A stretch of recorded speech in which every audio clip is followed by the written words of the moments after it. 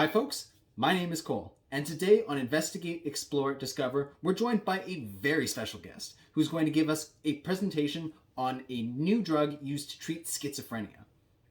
Her name is Julie Perreault, and Julie just graduated from the University of Toronto with her Bachelor of Science, majoring in health and disease, with a double minor in psychology and physiology. Now she is fascinated by all topics of science, but especially mental health and neuroscience. She's also interested in teaching her knowledge to others with a future goal to pursue a career in education or public health. Plus, at the end of the video, I will tell you how to get your hands on a free NFT. Now, without further ado, let's hear from Julie. Hi folks, my name is Julie, and today on Investigate, Explore, Discover, we're going to be looking at a scientific paper that looks at a new class of psychotropic drug which will give people living with schizophrenia a new approach to the treatment of psychosis. So stick with me through this whole video to get the relevant background information so that way we can dive into some exciting clinical results. But first of all, what is schizophrenia? Schizophrenia is a mental disease that has always existed. Evidence that may imply schizophrenia can be found in ancient drawings and texts dating back to 2000 BC, but was only discovered in the early 20th century. It is a Swiss psychiatrist, Eugene Bleuler, who named the disease as schizophrenia in 1908. The Latin word has its origin from the Greek words schizein, which means to split, and phren, which means mind. The literal meaning of this word is splitting of the mind, which gives the unfortunate impression that this disease is a split of personality, which is not the case. The old concept of insanity and madness had become understood as a fragmented pattern of thinking, memory, and perception, characterized by a number of positive, negative, and cognitive symptoms. Let's take a look at some of the examples of the symptoms. Positive symptoms are psychotic symptoms that include hallucinations, which involve seeing or hearing things that do not exist but are presented as a normal experience for a person with schizophrenia. Delusions are beliefs that conflict with reality, and those beliefs can be very strong even though there is no concrete evidence for it. The negative symptoms include alogia, which involves a disruption in the thought process that leads to a lack of speech, withdrawal symptoms, and apathy, which can be described as a lack of motivation and goal-directed behavior. These symptoms are the removal of normal processes. Cognitive symptoms are abnormality in the thought processes that can affect memory, learning, and understanding. According to the global burden of disease, 20 million people worldwide was affected by schizophrenia in 2017. 1.5 per 10,000 people develop schizophrenia every year. It is one of the top 15 leading causes of disability worldwide, and suicide risk is also high at about 20% for people with schizophrenia. It can be a devastating diagnosis for the sufferers and their family members. Researchers believe that although the age of onset is around 18 to 25 years old in humans, a prodromal period is existed. A prodromal period is a period of subclinical symptoms that comes before the onset of symptoms and psychosis, and it can last up to several years. So it would be best to identify and treat the disease as early as possible, but with the large variety of existing symptoms, it can be difficult to diagnose schizophrenia. The cause of schizophrenia is still mostly unknown. Besides genetics and the environment, which most probably play a role in the development of the disease, a commonly accepted hypothetical cause of schizophrenia is the increase of dopamine, a type of neurotransmitter that plays an important role in the reward and movement systems of our brain. An overactivation of the dopamine D2 receptor is seen to induce psychosis. Most medication given today to treat schizophrenia are antipsychotic medications that block the dopamine D2 receptors. These are also called antagonistic drugs. Even though numerous antipsychotic treatments exist for patients with schizophrenia, they are often limited in the treatment of negative and cognitive symptoms, which means that dopamine is probably not the only transmitter that plays a role in this disease. So why is the development of a new class of medication to treat schizophrenia so important? First of all, as I said earlier, even though antipsychotic drugs have produced clinical benefits, antagonists of dopamine D2 receptors do have side effects and limited effects for certain patients to treat negative and cognitive symptoms. However, other atypical antipsychotics have been shown to have less side effects related to movement disorders. An example of this is to have an agonistic activity at the serotonin 5-hydroxytryptamine type 2A or 5-HT2A receptors instead. It would be important to continue researching the biological mechanisms of schizophrenia to, first of all, have a better understanding of the illness itself, and second of all, to find new and better medications to treat schizophrenia. This brings us to the paper we are talking about today, which is a non-D2 receptor binding drug for the treatment of schizophrenia by Koblan et al. From Sanofi Pharmaceuticals and Yale University in the United States. And in this paper, the authors investigate how efficient and how safe a drug called SEP-363856, yes I know, a fantastic name, very easy to remember, that does not act on the dopamine D2 receptors, but has agonist activity at trace amine associate receptor 1, or TAAR1, and serotonin 5-hydroxytryptamine type 1A, or 5-HT1A receptors. These drugs may become a new class of psychotropic agent for the treatment of psychosis in schizophrenia. I think this is very exciting. So the authors recruited 295 patients between the age of 18 to 40 years of age who were eligible to participate in the study. All participants met the criteria for an acute exacerbation of schizophrenia in the DSM-5, which is the Diagnostic and Statistical Manual of Mental Disorders 5th edition. It contains descriptions and symptoms for diagnosing mental disorders. So this double-blind randomized controlled trial was conducted at 34 clinical sites in 5 countries, including Hungary, Romania, Ukraine, the United States, and Russia. 245 patients were randomized into either the treatment group or the placebo group, which is the control. Approximately half of them received a dose administered orally of 50 milligrams or 75 milligrams, depending on the patient, of SEP-363856 once a day, or a placebo pill, both for 4 weeks. The placebo was identical to the treatment drug in all shape and form.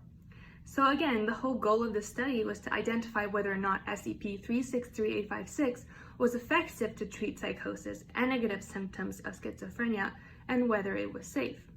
So the authors mainly used the PANSS, which stands for the Positive and Negative Syndrome Scale.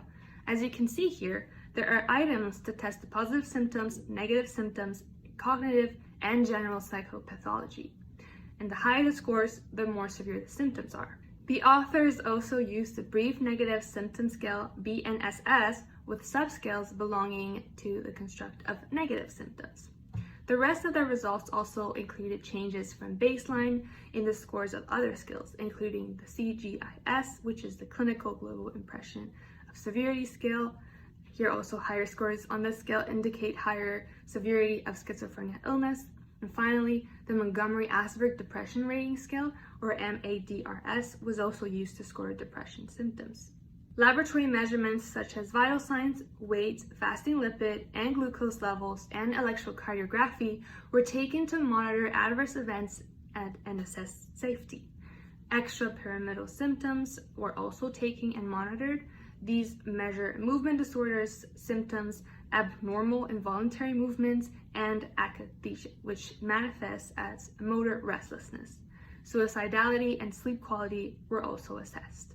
This table indicates the least square mean changes at week 4 from baseline in the total score on the PANSS. Least square means are basically the average of all the means. So throughout the 4 weeks of the clinical trial, the authors took the means of the scores of all the scales for each participant and compared them. A change of 17.2 points was observed in the SEP-363856 group, whereas only a difference of 9.7 points was seen in the placebo group. As you can see here in blue, the other scales have lower least gross mean differences, and higher efficacy is still seen in the SEP-363856 group compared to the placebo group.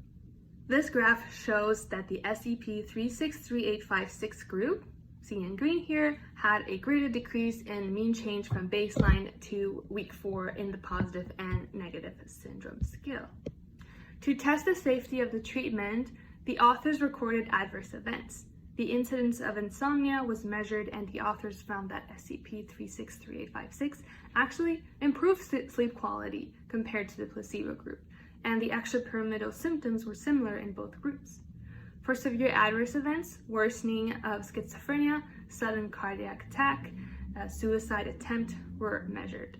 Overall, severe adverse events occurred in 7 patients in the treatment group and 2 patients in the placebo group.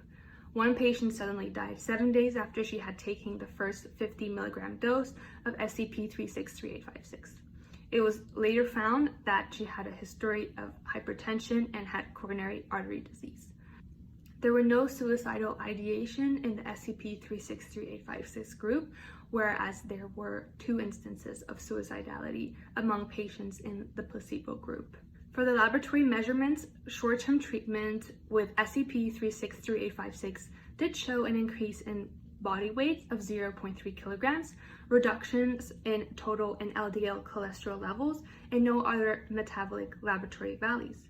The electrocardiography results did not show any significant results. The authors also performed an open-label extension study where the patients all received SCP-363856 for 26 weeks. If you're interested in learning more about that, you can find it on the New England Journal of Medicine website. In summary, this paper was a clinical trial that tested a new class of antipsychotic medication that does not bind to the dopamine D2 receptor, but has agonist activity at different receptors, including the TAAR1 and the 5-HT1A receptors, that could potentially treat acute schizophrenia. The study lasted 4 weeks with flexible doses and divided patients into the treatment drug SCP-363856 group or the placebo group. It is significant because this study showed that the drug did reduce the PANSS total score at week 4 compared to baseline. The patients who had SCP-363856 had less positive and negative symptoms, which shows a lot of potential. In terms of safety, both groups had similar incidence of adverse events. The SCP-363856 and the placebo group were similar with respect to the incidence of extrapyramidal symptoms. So this study does have some limitations. Since it only lasted for 4 weeks, we can agree that it is rather a short period of time. It does take a while for the body to get used to a drug in general. In addition, the enrollment criteria excluded patients who were younger than 18 and older than 14 years old, and the authors also excluded patients who had more than 2 hospitalizations for exacerbation of schizophrenia prior to the study. A number of questions can arise. I asked myself if it would be beneficial to have this new class of drug in combination with other types of treatments, perhaps looking at combining SCP-363856 with a dopamine D2 receptor drug, or even with psychotherapy. Treatment of a mental illness cannot only be limited to medications. It is always important to look at treatment holistically and to treat each patient individually with what works best for each and every patient. It would also be interesting to continue this study further with a larger group of patients and for a longer period of time to understand the true efficacy and safety of SCP-363856. Now let me know, what do you think? What sort of questions do you have? Did you find this new medication interesting? Let me know in the comments below. Also, let me know if there are other topics that interest you. So that's it for today. I hope you enjoyed this video and topic and that you learned something new. If you did, make sure to like this video and subscribe. See you next time. Bye.